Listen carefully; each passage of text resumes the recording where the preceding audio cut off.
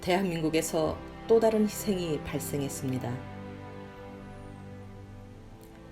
2019년 9월 7일 표창장 위조로 사전 조사 없이 기소됩니다. 2019년 10월 18일 1차 재판이 열렸습니다. 2019년 10월 23일 추가 기소로 구속영장 실질 심사가 열렸습니다. 다음 날 2019년 10월 24일 구속영장이 발부되었습니다. 2019년 11월 1일은 검사의 구속기간 만료일이었습니다.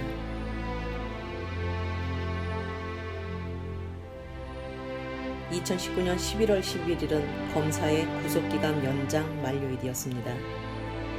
이날 검사는 추가로 공소장을 제출합니다. 2019년 11월 15일 2회 재판이 열렸습니다.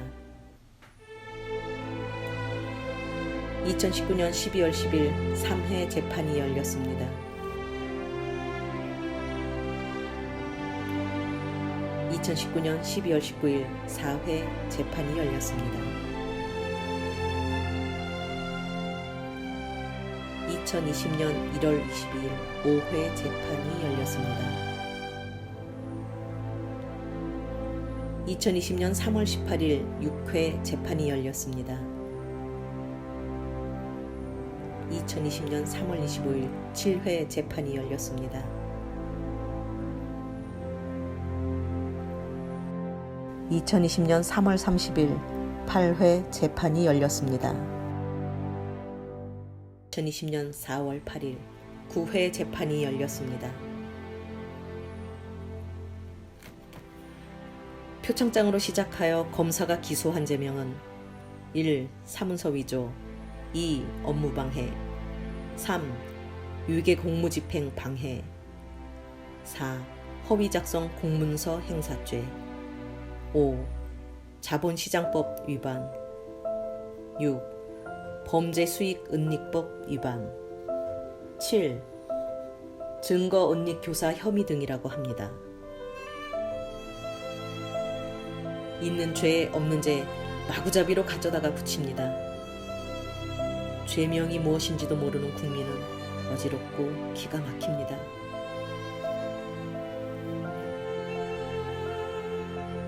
우리 국민들이 보시면 죄가 많은 것처럼 보입니다. 아니, 죄가 많다고 인정합니다. 어느 누가 진심을 알아줄지 정경심 교수님 재판 과정을 보면서 저의 과거 재판 과정이 떠오릅니다. MB정부 시절인 2012년 8월 31일 사문서 위조 증거도 없이 아무런 소환 통보도 없이 서울 강남에서 인천으로 허위 신청된 체포영장으로 체포당하였습니다. 체포 당시 변호인과의 연락을 방해받았고 변호인 조력권도 침해받았습니다. 2012년 9월 1일 구속영장 실질 심사가 열렸습니다. 검사가 사문서 위조 증거를 제시하지 못하였음에도 사전에 조작된 영장을 영장 판사가 아닌 당직 판사가 발부하였습니다. 2012년 9월 18일까지가 검사의 구속기간 연장 만료일이었습니다. 그러나 검사는 구속기간 만료일 이후에 공소를 제기하여 피의자를 석방했어야 함에도 모른 척 지나고 있습니다.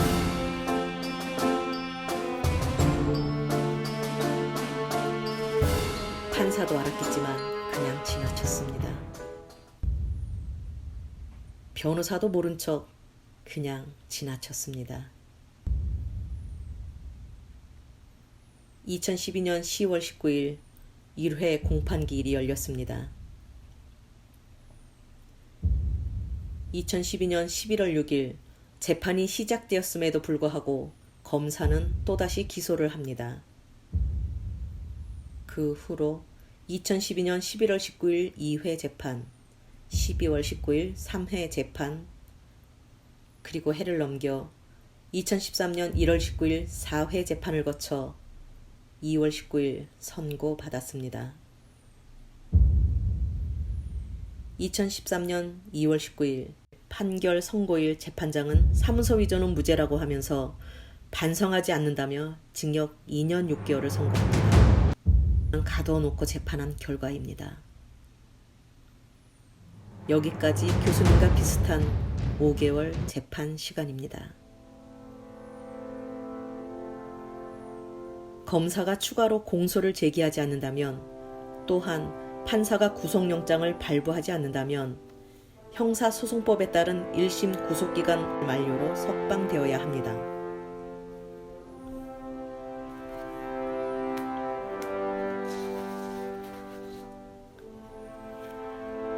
개인적인 사건으로 교수님의 경우에는 당연히 석방되어야 하고 석방될 가능성은 매우 높습니다.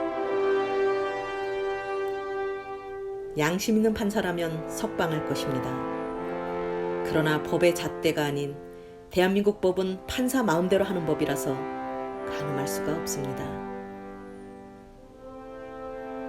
사법개혁이 필요한 이유입니다.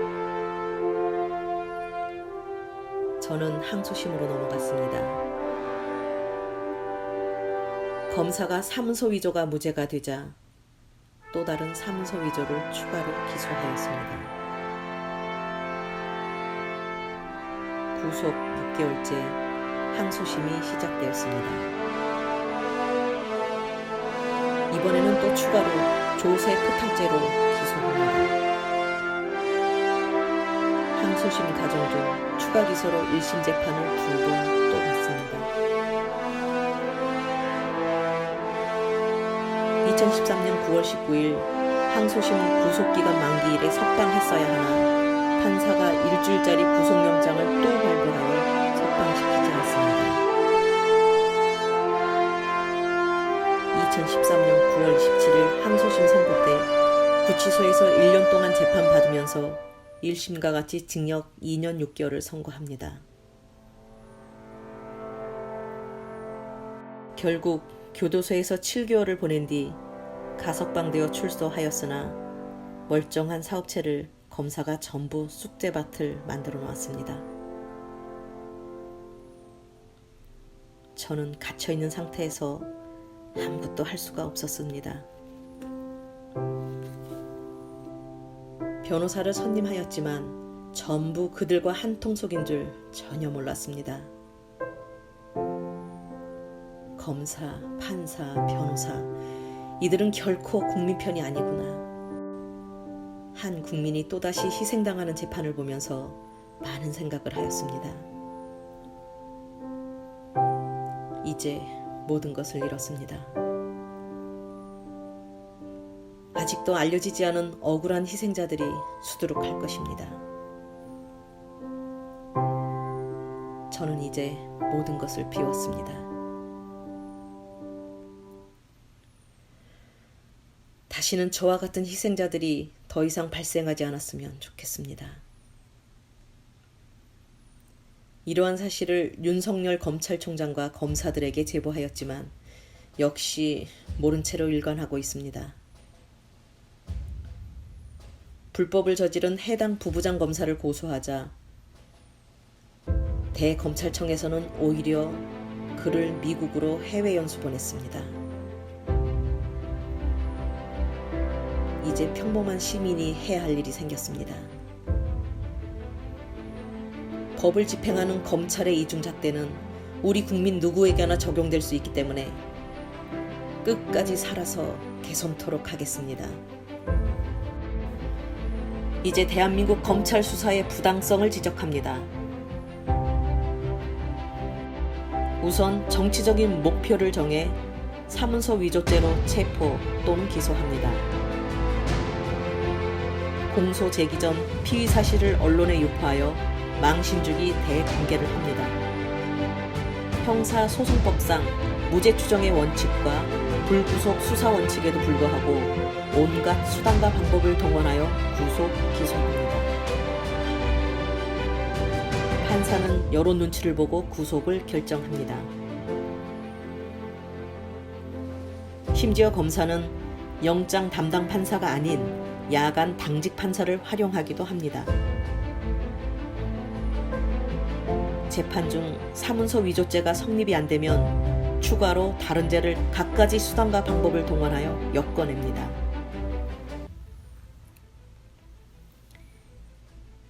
구치소에 가두어둔 상황에서 매일 조사와 친인척 등 주변 사람들을 협박, 압박합니다. 재판이 시작되면 사문서 위조죄로 시작해서 죄명이 눈덩이처럼 불어납니다. 죄에 없는 죄 모두 기소합니다. 순진한 국민은 죄책감에 시달립니다. 판사는 심각한 척 골치가 아픕니다. 검사의 언론 플레이에 여론을 의식합니다. 과연 우리 국민이 얼마나 버틸 수 있을까요?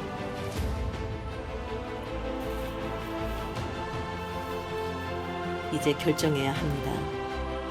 끝까지 무죄 주장이냐, 죄가 없어도 혐의 인정이냐. 대부분의 피고인들은 한 번쯤 생애 마감을 생각하게 됩니다. 그러나 대한민국에서 생을 마감할 만큼 큰 죄를 저질렀나 다시 생각합니다. 또 다시 생각합니다. 내가 이 세상에서 사라지면 제일 좋아할 사람이 누구인가? 불법을 저지른 검사들만 신이 날 것이란 생각이 듭니다. 과거 수많은 사람들이 검사들의 압박과 협박에 의하여 생을 마감하였지만 달라진 게 없었습니다. 거리로 뛰쳐나온 작은 촛불을 든 수많은 사람들이 대한민국의 희망을 만들어가고 있음을 발견하였습니다. 이제 인생의 목적이 뚜렷이 보입니다. 제가 살아가는 목적은 대한민국의 법과 정의를 위하여 작은 희생양이 되어 불의에 저항하는 것입니다. 진실되게 다시 태어나는 것입니다. 정경심 교수님, 힘드시더라도 조금만 견뎌주세요. 많은 응원 부탁드립니다.